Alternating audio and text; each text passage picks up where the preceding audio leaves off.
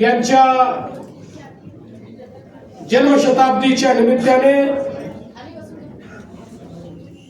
मुंबई भाजपतर्फे आयोजित चित्र प्रदर्शनीच्या या उद्घाटन कार्यक्रमात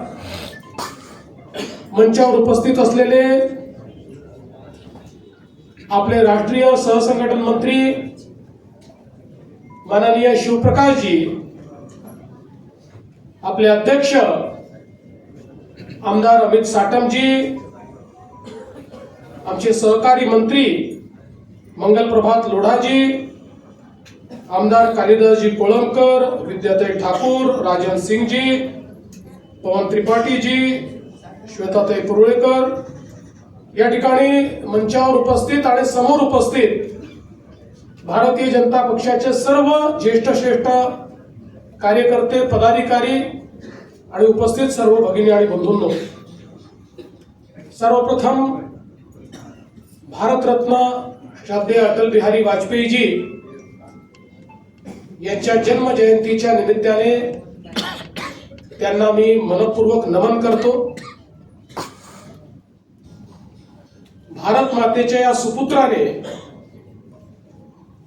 जवळजवळ 5 दशकांपेक्षा देखील जास्त काळ या देशाला दिशा देण्याचा प्रयत्न केला आणि खऱ्या अर्थानं आपले प्रधानमंत्री माननीय नरेंद्र मोदीजी यांनी जो नवभारत तयार केला, त्या नवभारताचा पायवा रचणारे हे श्रद्धेय अटल बिहारी वाजपेयीजी होते। आणि म्हणूनच आपण जर त्यांचं एकूण जीवनपट बघितला तर एक स्वयंसेवक म्हणून, एक पत्रकार म्हणून, एक हिंदू चिंतक म्हणून, एक कवी म्हणून, एक साहित्यिक म्हणून, एक राजकारणी म्हणून, एक अर्थशास्त्री म्हणून वेगवेगळ्या पद्धतीनं त्यांनी केलेलं काम, खरं म्हणजे ते केवळ नेता नव्हते, तर इंग्रजीतला शब्द आहे स्टेट्समन। अटल बिहारी वाजपेयीजी वॉज अ स्टेट्समन। आणि आपण बघा की या भारतीय जनता पक्षाला ज्या प्रकारे त्यांनी विपरीत काळामध्ये नेतृत्व दिलं, दिशा दिली आणि सातत्याने हिंदुत्वाची संकल्पना मांडत असताना त्याचा जो व्यापक विचार आहे, त्या व्यापक हिंदुत्वाच्या विचारापासून कधी तडजोड ही अटल बिहारी वाजपेयीजींनी केली नाही। पहिल्यांदा ज्यावेळेस ते परराष्ट्र मंत्री बनले त्यावेळेस खऱ्या अर्थानं भारताचं परराष्ट्र धोरण जे अटलजींनी परिभाषित केलं,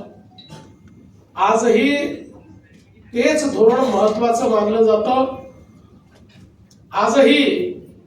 तीच पद्धती आपण स्वीकारतो, किंबहुना मध्यंतरीच्या काळामध्ये ते धोरण बदलायचा प्रयत्न झाल्यानंतर आपल्याला कल्पना आहे की त्याचं नुकसान देखील भारताला सहन करावं लागलं। आणि म्हणून एक द्रष्टा अशा प्रकारचं व्यक्तिमत्व अटलजींचं आपण बघितलेलं आहे। खरं म्हणजे या देशामध्ये पंतप्रधान म्हणून त्यांनी केलेलं कार्य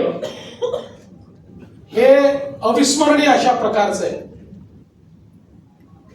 आपण जर बघितलं तर अटलजी नेहमी म्हणायचे की रस्ते हे देशाला एकात्मतेकडे नेतात, देशाच्या एकतेचा आणि एकात्मतेचा आविष्कार रस्त्यांच्या माध्यमातून होतो। आणि म्हणून या देशामध्ये पहिल्यांदा अटलजींनी हा निर्णय केला, पूर्व पश्चिम उत्तर दक्षिण सगळ्या दिशा भारताला त्या ठिकाणी जोडलं पाहिजे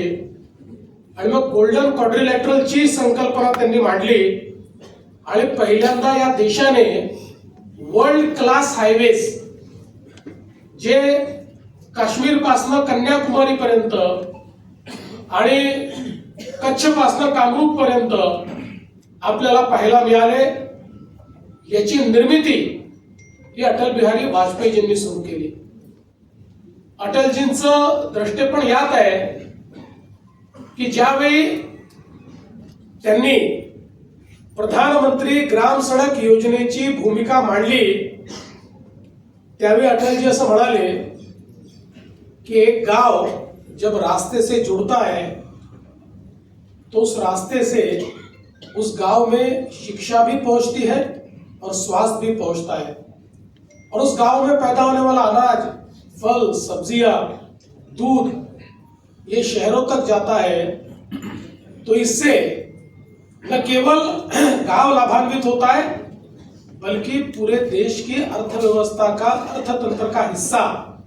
एक रास्ते से गांव बनता है. आणि 6 लाख भारतातले गावं जोडण्याकरता देशातली,